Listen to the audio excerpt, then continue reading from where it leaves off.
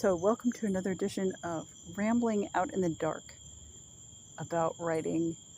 Yes.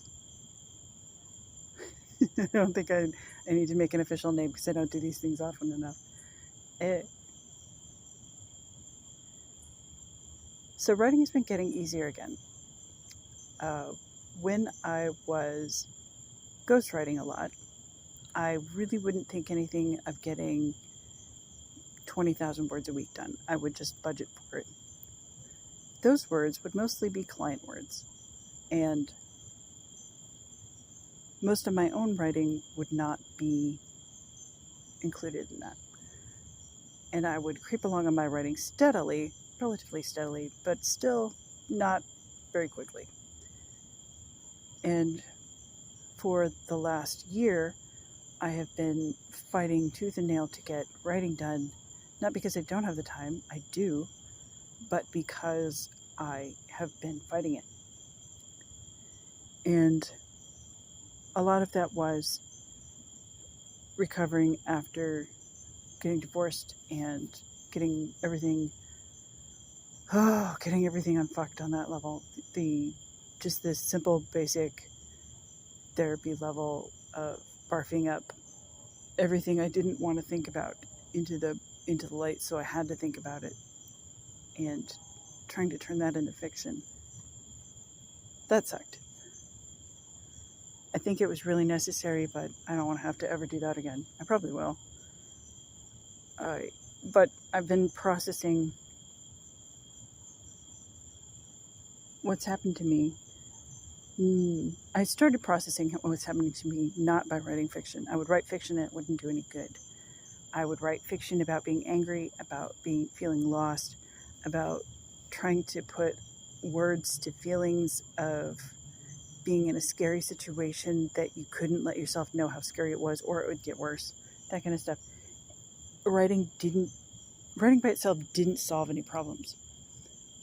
So when I say, like, I'm writing a therapy book, it's not that I think everybody should just write fiction to solve their problems. Like, oh, you're a fiction writer, why don't you just write harder? That'll fix you. No. Doing that by itself did not work. I went to therapy, and it took a lot of time and barfed up a lot of stuff. And slowly I began to bring the process of therapy into my work because I learned it outside of my work, not because I somehow wrote it into existence. That doesn't mean that writing fiction hasn't helped me. It most definitely has, but that's not where I started. But part of the problem of using fiction for something like this, and for staking so much of my future on being a writer, but I'm not making the money to cover it yet, it makes what you're writing so freaking important that it's really hard to not pre-fail. It's really hard not to constantly be ragging on yourself for why isn't this better? Why isn't this great? Why isn't it wonderful? And it could be great and wonderful, you just don't even know. But it's really hard to believe in yourself in a situation where if you believe in yourself for long enough, you might succeed, but maybe you don't succeed well enough. Maybe it's not quite what you imagined or what you really actually have to have. maybe you do okay, and that's not good enough. That's a weird problem to have, but I have it. Anyway, writing has been getting easier. This time, not because I'm just writing and writing and writing and it just gets better, or I'm doing therapy and writing and it just gets better, but because I took that Killing Critical Voice class, and now I have the mental tools to sort through what happens when I get bogged down. Nothing has changed about my situation, in that I'm staking a lot on this, and what I'm writing is really important for my future, and it has to succeed on some level, and blah, blah, blah.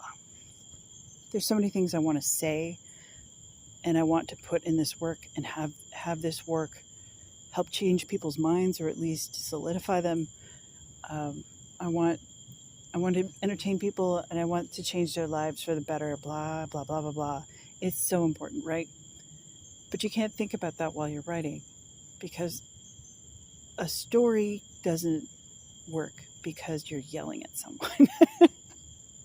A story doesn't work because it's a polemic. A story doesn't work because it hurts. A story works because it's a story. Sometimes stories hurt, and sometimes that's a good thing. But I am not that writer.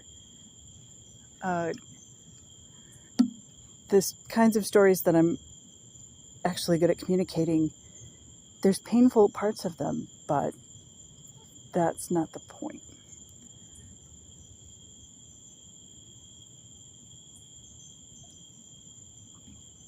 So I can't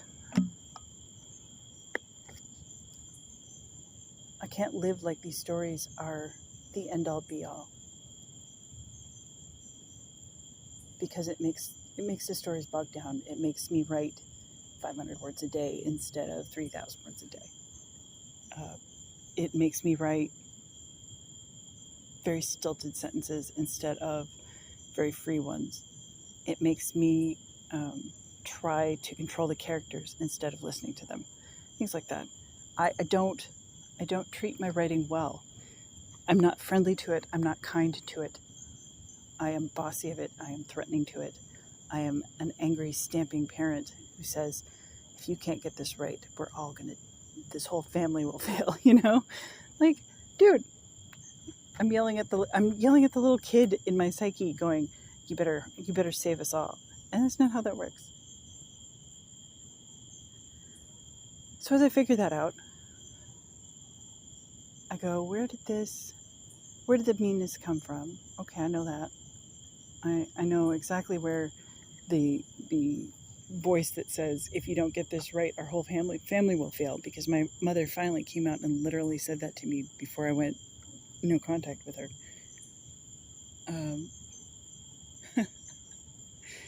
So it's, you go like, oh yes, that's my mother speaking. You know what I'm gonna take that part of her, the part that's mean and angry all the time, and I'm gonna go have a cookie. Would you like a cookie? I would like a cookie. Let's have a cookie. We have a really high metabolism. I think we can afford a freaking cookie. I try to laugh more and take things less seriously, and the writing is going better. But I have to be kind of deliberate about seeing what comes up.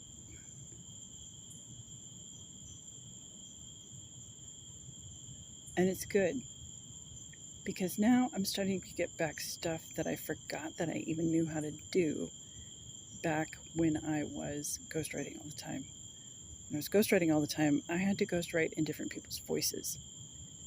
And I had to copy their style pretty closely, their material. I had to continue series that they were like, no, this is dead. It's not going to do anything. You can have this, and if you can sell a bunch of copies, we'll hire you for more books. Yeah, and it was always a fun challenge. When it's somebody else's book, I didn't take it seriously. It was just money. It wasn't important to me as a person. It was just work to do, practice to be done, money to be made.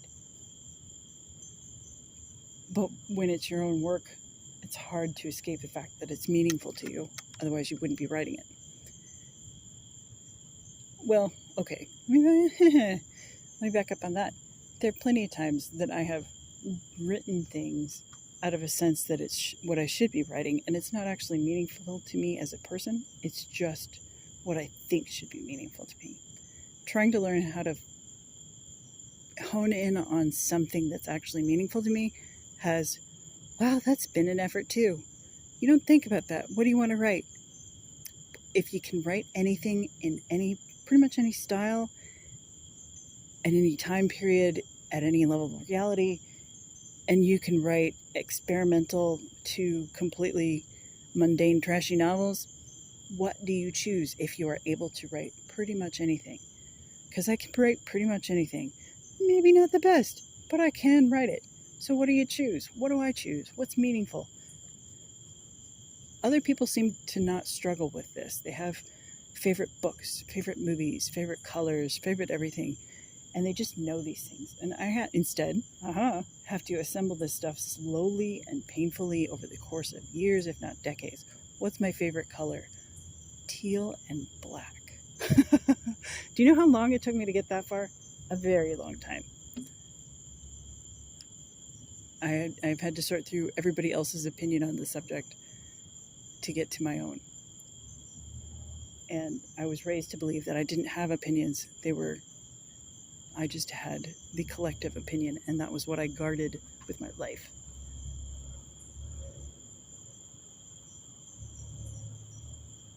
So, trying to balance this newfound sense of this book is meaningful to me, it's important to me, just on all kinds of practical levels, and in order to write well, I have to find a place where books are neither meaningful nor important.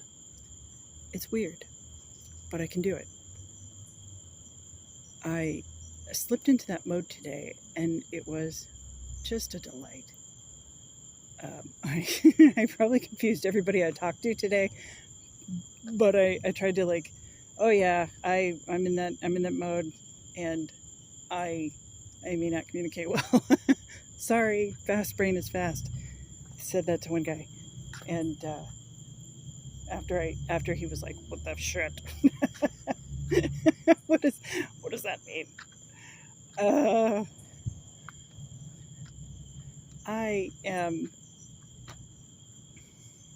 I'm so glad to be back at this place, though, where I'm obsessively chasing down facts, going, my subconscious needs something. I'm going to feed it a bunch of stuff and see what it latches onto. I'm going to start connecting dots and connecting dots and connecting dots and connecting dots and extending forward and making intuitive leaps based on the dots I've connected and things like that.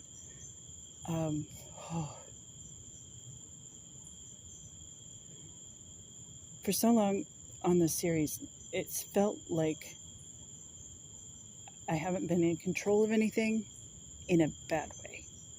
I've been frightened of getting into situations that I won't be able to write.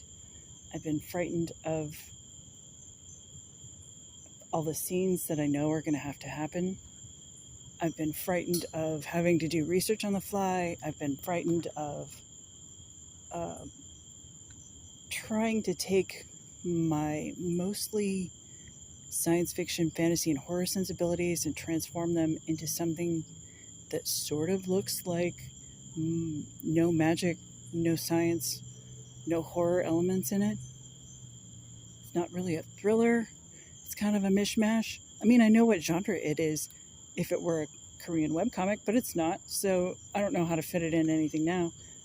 But that doesn't mean that I'm not afraid that it's not going to work. What do you write when you can write anything? It turns out the answer to that question isn't what do you write? Or even what do you write about? It's all in process stuff.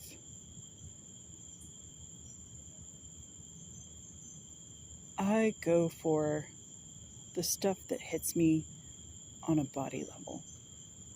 It's like, I can think something's cool, I can think it's logical, I can think it's delightful.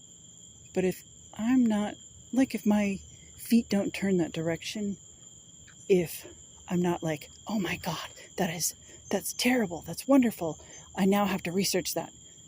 If I'm not tight in the throat, or, pitter patter in the heart, or just weepingly sad in the guts, why am I there? If it's scary, that's one thing. That can be scary in a good way, scary in a bad way. But if it's not terrible on some level, if it's not full of terror and wonder and love and hate, Why bother? If it's just clever, I'm not going to be drawn to it anymore. I'm writing these things, even the short stories that I get dragged into that are side jobs from the main work in progress. They all kind of just rip through me as I write them lately. Like even the ones that I think are going to be just kind of there, while I'm writing, they're painful, they're wonderful, they're horrible.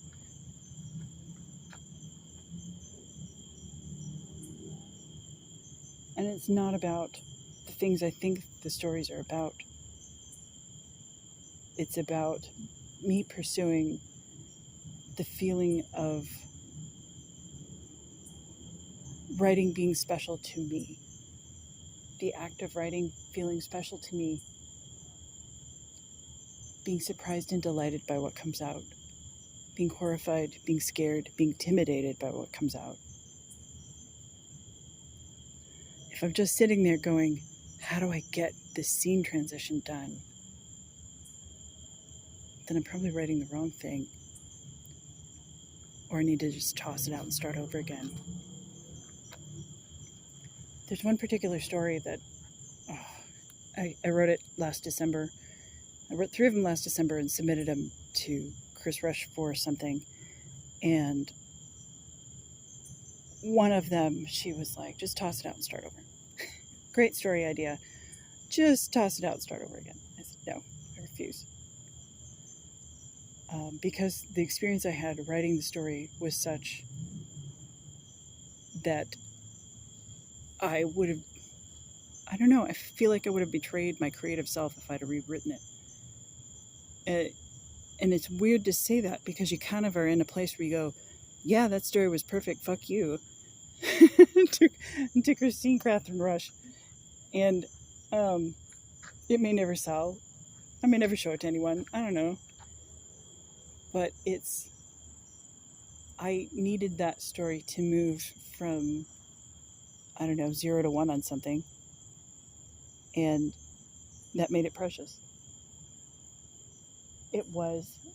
Writing that story was a wonderful, terrible, terrifying, appealing experience. It was confusing and painful when I started, and by the time I got done, I had such the biggest grin on my face. It doesn't matter if anyone ever sees this story or likes it. I don't write just for myself, but that one, that really was all that was important, was that I wrote the story for me that I needed that time. And maybe that's just the case. I think it is for me. Most of the time I write stories to tell other people about things, or to change myself and, but I phrase it for other people. I'm explaining things to them. I'm telling a story to them. But every once in a while, the story, there's no imaginary audience. There's only me, and there's the fact that I need to go from 0 to 1 on something. And it's been such a long time since I've done that it was an amazing experience. There was this one I had somebody read, and he was like, what the fuck?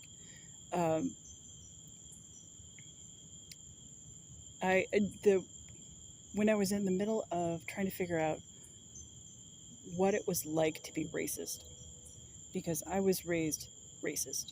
I was raised so racist that I didn't know what racism was. I can't even really explain it. But the family that I grew up in, they're racist. They're white and they're racist, and from South Dakota, and they're just never going to acknowledge that. So trying to come to grips with that was a whole big deal. But I didn't really get it. I could intellectually go, I don't want to be like this. I don't want to accidentally say something to hurt somebody. I don't want to have these assumptions in my head. And I want to be able to write valid characters that aren't fucking white. You know, how dull is that? But in order to get there, I had to write this story that was confusing as shit about the Fae not knowing that they were the Fae, and that they were completely crossing over the border in this small town and taking it over and like killing random black people. They did not know. The people who were there did not know. It was like an episode of Twilight Zone. It never got explained. The main character goes from being confused and horrified to being a completely integrated part of the horrific system. And I needed to write that story, and I needed to not explain it, because that's what it feels like. That's what it feels like to start slowly figuring out that you're racist, and to start unpicking it, and to start doing the hard work.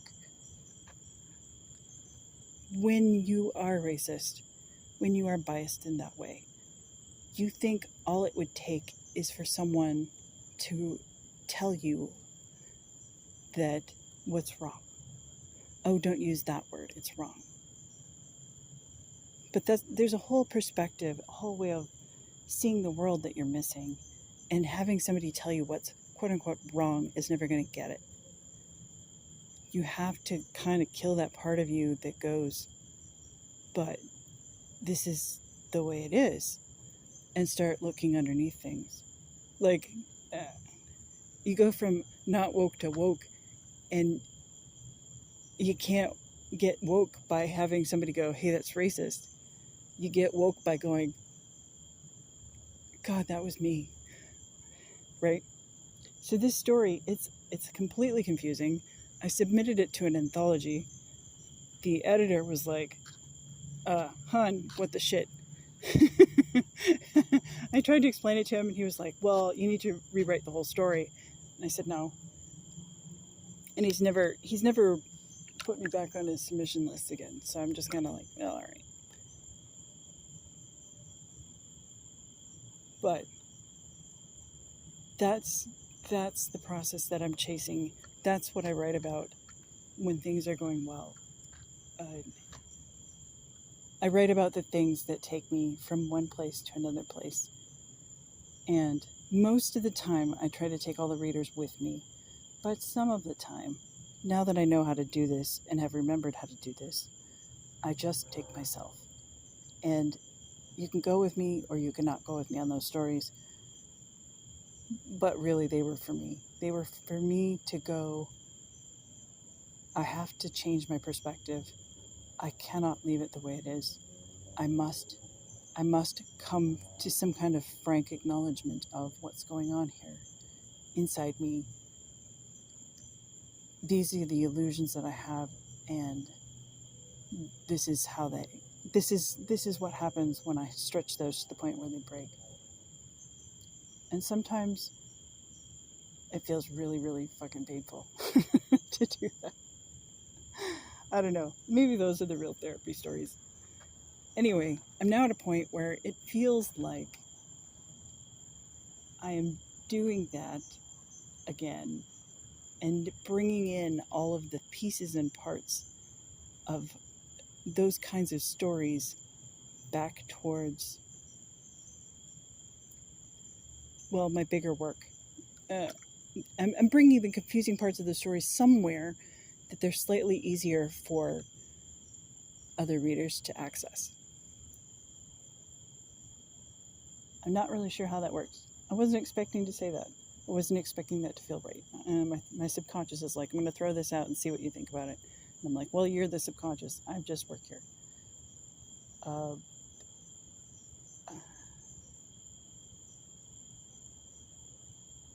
But I think it's right. Today was especially good. I felt that I could grasp all the pieces that I needed to start assembling ideas that I need to assemble to explain them to other people and to really clarify them for myself. What is the world like? Why is it like this? Why is everything falling apart right now? I think I've got a grasp on that. What's the next step? What's the next thing to do? I haven't got that far yet, but my subconscious keeps putting stuff down on the page saying, you just need to figure this thing out. And this thing is a particular story point. It's not just general or huge thing. It's down to one tiny thing that seems kind of irrelevant. Like, oh yeah, well that's cool, but I'm not sure how this is relevant. And no, there are characters in the story that are popping out to say, no, this is the part that you need to figure out. You can't look away from this. This is what you can't be distracted from. You have to chew this to pieces. No matter what else is going on around you, you must solve this. And I know that's not the final answer of the book, but it's a neat place to be. Like, really? Do I get to find out how to get out of like the horrible things that are happening now in the world? Like not to escape them, but to just kind of like pull the bow tie knot? Probably not. I don't think I get to change the world all by myself, but do I just get to pull that knot and show how it comes apart and say, this is how you go from 0 to 1 on some topic that is dear to my heart, but I have no fucking clue how to solve yet? I hope so. I guess if I don't hope so, then I won't try very hard. But if I hope too hard, then it'll become super important and I won't be able to do it. So I'm at this point where things are important, but they can't be important. But I'm having so much fun playing with the writing that the importance or lack thereof is kind of irrelevant. The characters are solid. The places are solid. The situations are solid. The connections are solid. There are so many pieces floating around, waiting to be pulled together. The dots are waiting to be connected. The dominoes are waiting to topple. It is so very cool.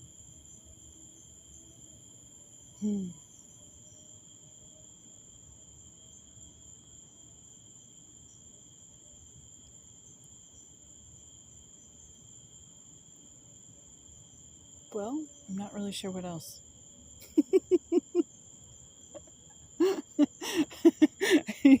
I need to start these things with the ritual phrase, I don't know what to talk about, and I need to end them with the ritual phrase, I'm not really sure how to end this.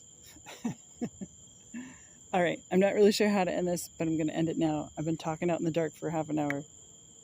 Have a good night.